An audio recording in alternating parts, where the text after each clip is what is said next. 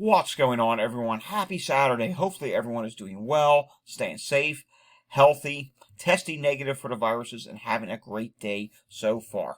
It is time now for the Saturday edition of the Virus Update for Saturday, September 6th, 2025. If you are new to my channel, welcome to my channel. This is where I do the daily virus update on all the viruses that can make us sick. Let's face it, there's a lot of viruses out there. There's currently a lot of sick people out there.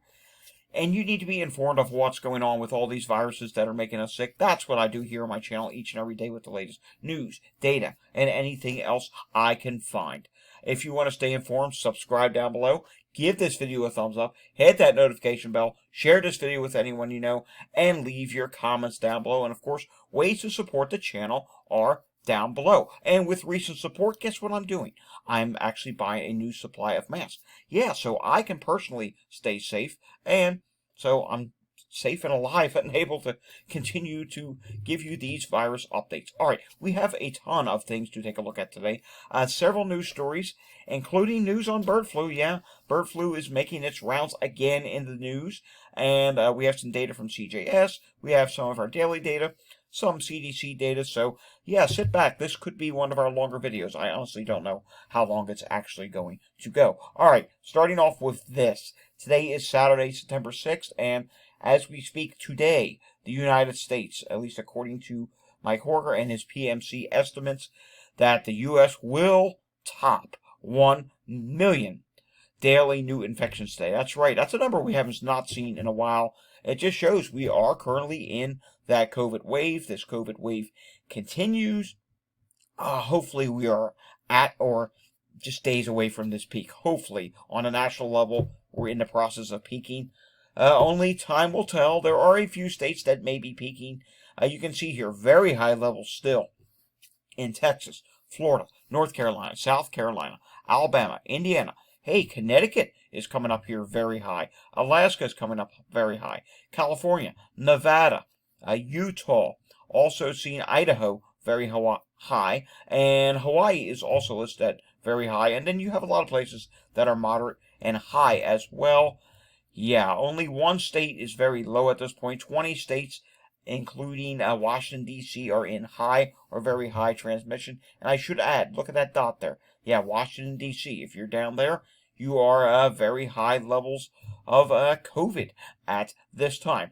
Also dealing with high levels of COVID is California, and cases are going up in the San Diego area. In San Diego County, some public events are being postponed. Yes, because of COVID cases. You don't hear that happen too much anymore, simply because it just doesn't get reported about, or people, oh, it's just a cold. I don't think I have COVID, so they don't test for it. They go on, and, well, more people get sick, and someone says, oh, I got COVID. Yeah, it still does happen. All right, we have to go to this. Bird flu. Yes, we've been talking about bird migration. I guess this past week was when I brought back the bird, tracker with the birds flying to south. We'll look at that in just a moment. Well, with birds moving back to south comes the increased risk of bird flu spreading, and just that is starting to happen. First off, bird flu detected in Henry County backyard flock. This is in Georgia. It's the first case of bird flu there since January, so yes, it looks like about 45 birds of mixed species are dealing with this.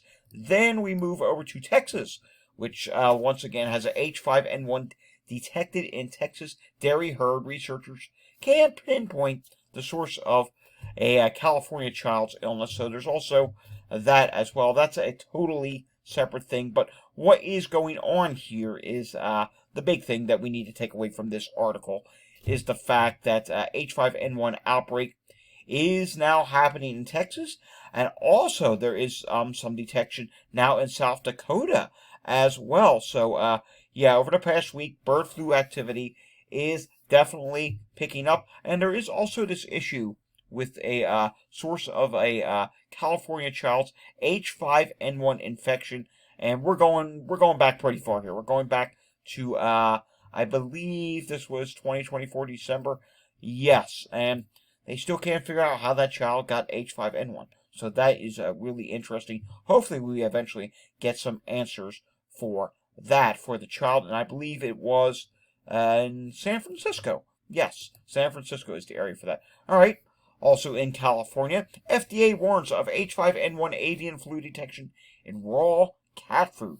Yeah, yikes. The U.S.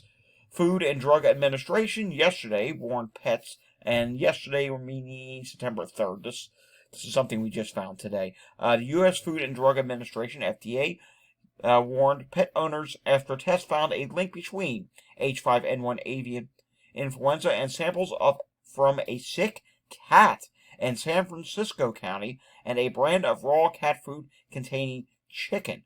Yes, this is not good. It looks like it's the raw cat food chicken eats. So it looks like that's what it was. If you want to read more about this, I am going to be adding this to the proper tracking threads. And of course, today there is going to be a post with all of the latest. It's going to be a post with all the news stories used in today's update. Since we're on the topic of bird flu, we might as well move over to this, and we need to refresh this. Here is the latest look at what is going on with bird migration as birds start to move south. Take a look at this, and it's still saying September 5th. Why is that? There we go. September 6th. I think it's going to start off by saying September 5th. Yeah, that would make sense. And you can see here, starts off slow, but as time goes on, yeah, last night was a big migration. We saw close to 250 million birds migrate to the south. Did it get over that? Sometimes there's a second movement later in the night. No, close to 250 million birds. And we can see there's the Central Plains right there. There was a big migration to the south in the plains. And yet again, we talked about the Dakotas. We talked about Texas, where bird flu is yet again becoming a problem. So that's something we're going to have to continue to keep our eyes on. All right, moving on to something else. Still flu related, just not bird flu. Western Australia from Dennis the COVID Info Guy. Worst flu season ever. Yeah, Western Australia recorded its worst flu season on record, averaging 200 cases a day last month with, wow, this is not good, 23,315 cases so far this year. It's the third time numbers top 20,000, the highest since federal records began in 2001. And someone's saying, well, that's not a lot of cases. Okay, we're not talking about all of Australia. We're talking about just simply Western Australia. Yeah, so we're just talking about one region of Australia. That's a lot of cases. If you ask me, that is not good whatsoever. And also, ongoing COVID infections are hammering immune systems, leaving people more vulnerable to flu and other illnesses. He says, this is Dennis the COVID Info Guy saying this. No surprise, Western Australia is now seeing its worst flu season on record. All right, coming back here to the United States, Iowa.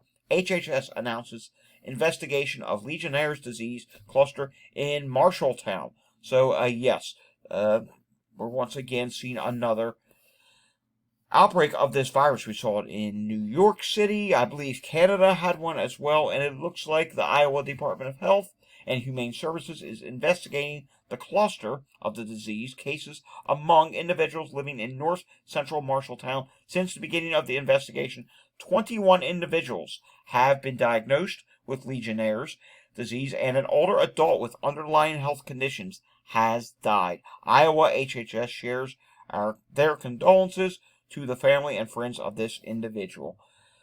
Not good to see that we're seeing another outbreak of that disease. The measles update this week. The United States is at 1,431 cases. Do I think we'll hit 1,500 cases this year? Yes. Do I think we'll hit 2,000? Cannot answer that question. Who knows? We may have some more measles news before this weekend's done. I kind of cut my searches short today, and I'll do some more searches later today. That could leave us with a busy Sunday. I don't know. I cut them short because I like to fit into CJS updates on Saturdays. All right, I have to give you an update on this. This is not good. In fact, we are seeing the wildfire smoke here now in my area. Last night, we had just a bright orangish red sunset here in the Philadelphia area. That's caused by wildfire smoke. The sunrise this morning was very similar. It is going to clear. There's this front coming through, but it's not clearing for everybody. In fact, there's some places where it is going to remain. Take a look at the western coast of the United States. We're seeing purples, we're seeing maroon, we're seeing oranges, we're seeing reds. really bad in Washington. It is wildfire season out there, and it is really bad this year. This is actually the second wildfire season for some places. Yes, if you remember earlier in the year, California had bad wildfires. LA, the wildfire that went on there, and Western Canada, including British Columbia, Alberta. You are seeing problems right now as well, and these problems are going to continue until either the fires can be put out or some rain enters the region, and we're going to have to keep an eye on this. I think we're going to see more rounds of smoke make their way down to the south along the trough and then push their way up in the east. That's kind of what's happening. You can see where the trough is. You can actually see where a cold front is on an air quality map. That's never a good thing. That means that there's an area of bad air quality ahead of the trough. And you can see it's being pushed to the southeast.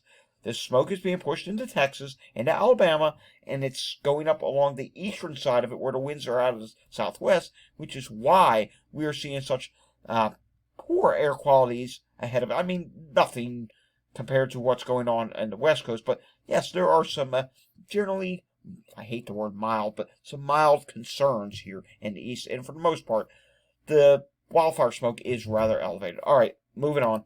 Taking a look at this, Pinellas County, Florida, we do see some calls there. There were quite a few sick person calls when I was looking this morning. Not seeing many right now. That's a good thing. I think it's safe to say Florida is in the stages of peaking once again. Remember, they peaked the first time. Now they're peaking the second time. And I think we're going to finally start to see COVID drop in Florida going forward.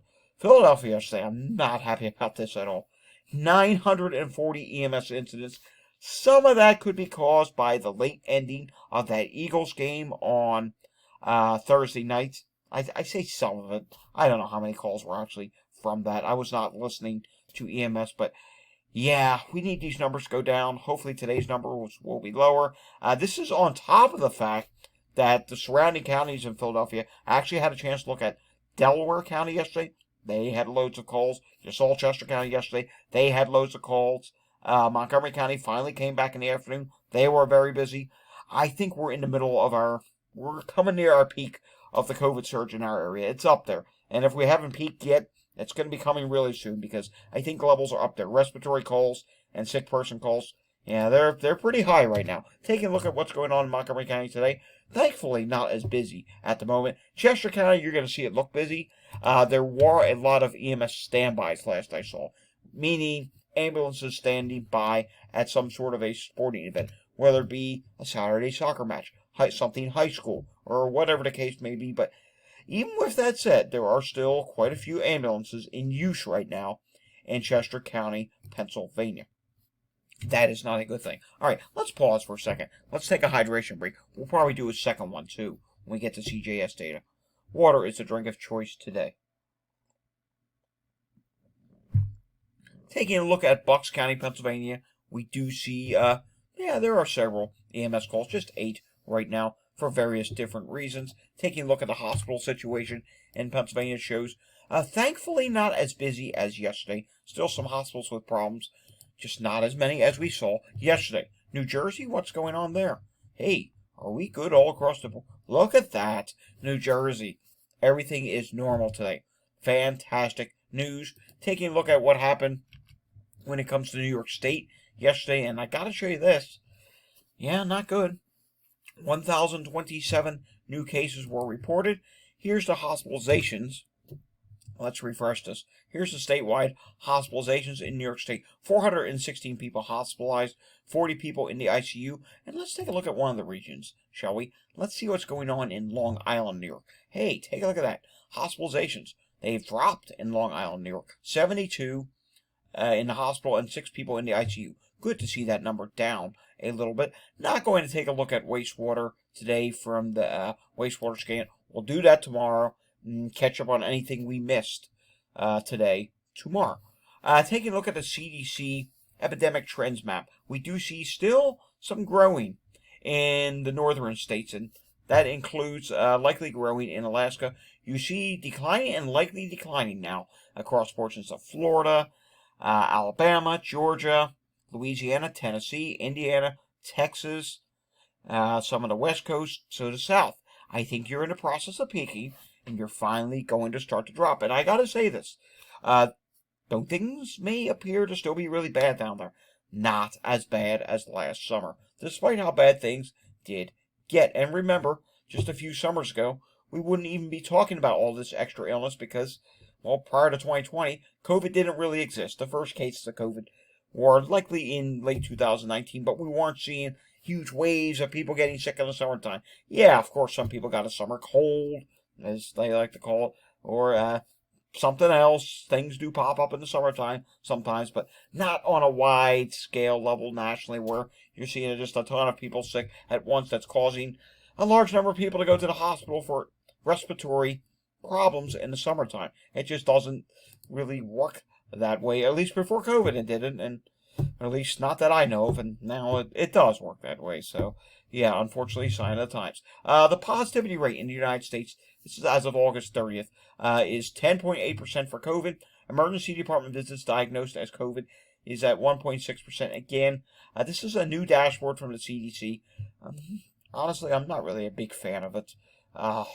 They're taking away the state by state level. They're taking away the age levels. It's ridiculous. Maybe there's something else new that I don't know about.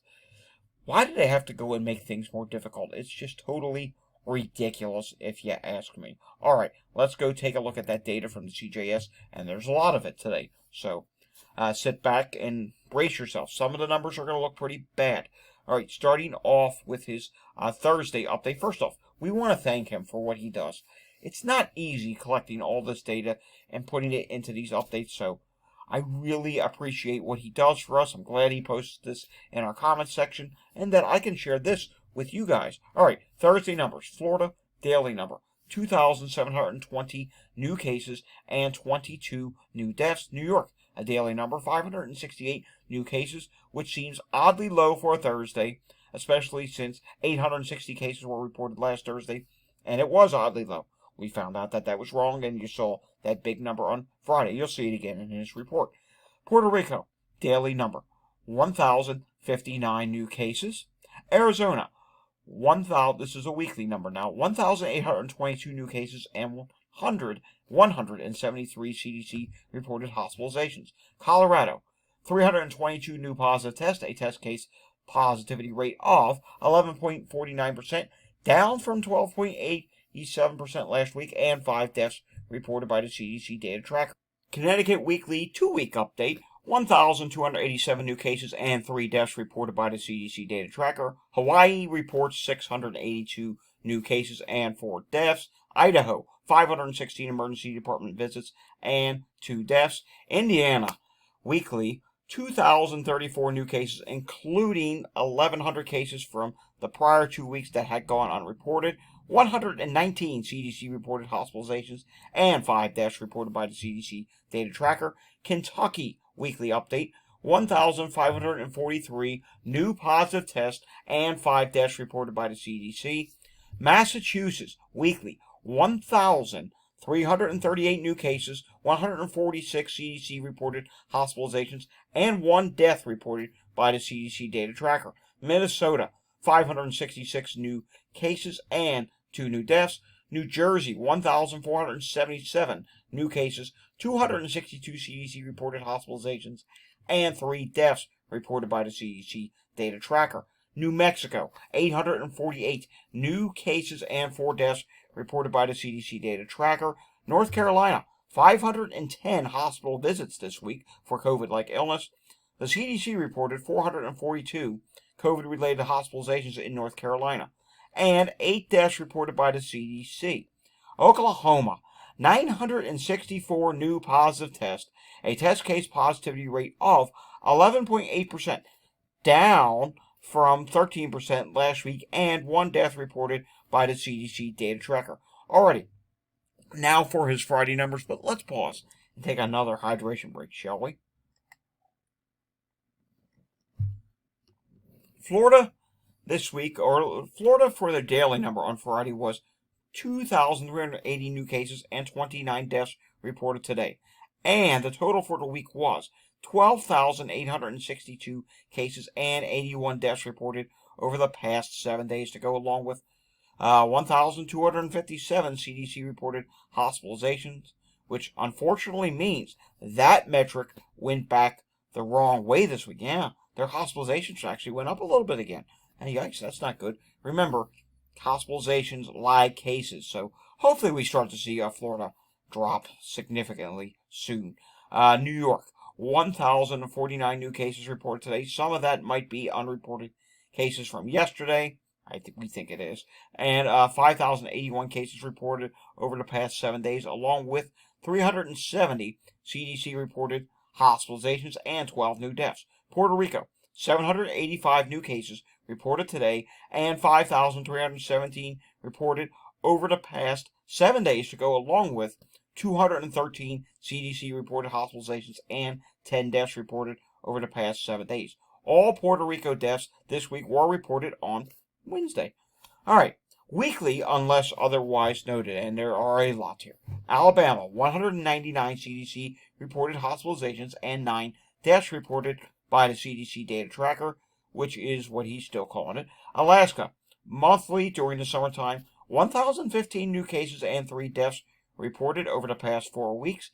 California, 9,976 new positive tests, a test case positivity rate of 13.35%, up from 13.03% last week. So though that's up, it's not up a lot. So that's slowing a little bit. Maybe California is starting to peak. But this is not good. 1,528 CDC reported hospitalization, and the state did not update its deaths on the open page this week. It's not the first time that has happened, I believe. And Georgia, 364 CDC reported hospitalizations and 8 deaths reported by the CDC data tracker. Going back to California for 1 second, with them not updating their deaths this week, that means automatically the total for the national level of deaths will be not as high as it should be because we're missing what's going on in California. All right, Illinois, I believe, is where we're at next. 255 CDC reported hospitalizations and, Illinois. Yeah, 255 CDC reported hospitalizations and 4 deaths reported by the CDC data tracker. Apologies, it does sometimes get hard to keep up. Let's just add some spaces there. We're now at Louisiana. 1,970 emergency department visits, a test case positivity rate of 13.3%, down from 15.3% last week. 182 CDC reported hospitalizations and 2 new deaths. So Louisiana, it would appear they are starting to peak. Michigan, 102 CDC reported hospitalizations. Montana, 201 new cases. Nebraska reports 317 new positive tests and a test case positivity rate of 13.5%, down like an anvil from 16.1% last week. Nebraska is peaking. Ohio, 199 CDC reported hospitalizations and 6 deaths reported by the CDC data tracker. My state of Pennsylvania, I can't believe I'm even saying this in the summertime of 2025. 398 CDC reported hospitalizations and 8 deaths reported by the CDC data tracker. And it's not the deaths that get me upset. It's the fact that we just do so many hospitalizations still here in my state of Pennsylvania. This is during a summer wave. South Carolina, 210 CDC reported hospitalizations and 2 deaths reported by the CDC data tracker. Tennessee, 154 CDC reported hospitalizations and 7 deaths reported by the CDC data tracker. West Virginia, 475 new positive tests, a test case positivity rate of 11.41%, and 1 death reported by the CDC data tracker.